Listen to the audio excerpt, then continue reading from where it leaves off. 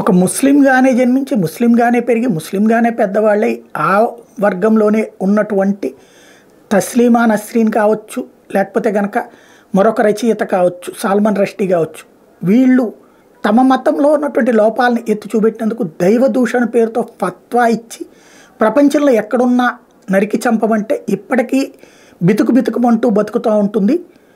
ఒకవైపున తస్లీమా నస్రీన్, మరొక వైపు చావు బతుకుల దాకా వెళ్ళాడు సాల్మన్ రష్డీ.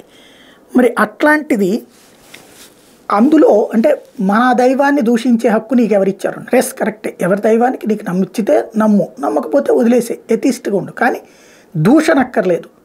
కానీ మునావర్ ఫారూఖీ తను ముస్లిం వర్గానికి సంబంధించి మంచి షాయరీలు అయ్యి పెడుతూ మంచి స్టాండప్ కమెడియన్గా నిలిచాడు. వెరీ గుడ్, నీ మతాన్ని ప్రమోట్ చేసుకో, లేదా సరదాగా నవ్వుకో. కానీ హిందూ దేవుళ్ళని వెక్కిరిస్తూ, హిందూ దేవుళ్ళని అవమానిస్తూ తన కామెడీ ఉంటుంది, స్టాండప్ కామెడీ.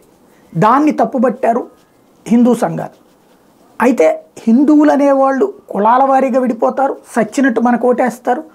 అదే ముస్లిం సమాజాన్ని మనం కాపాడుతుంటే రక్షకులుగా నిలుస్తామని భావించినటువంటి కేసీఆర్ సర్కార్, కేటీఆర్ కావాలని అతని ప్రోగ్రాం హైదరాబాద్లో పెట్టించి రక్షణ కల్పించి పంపించాడు.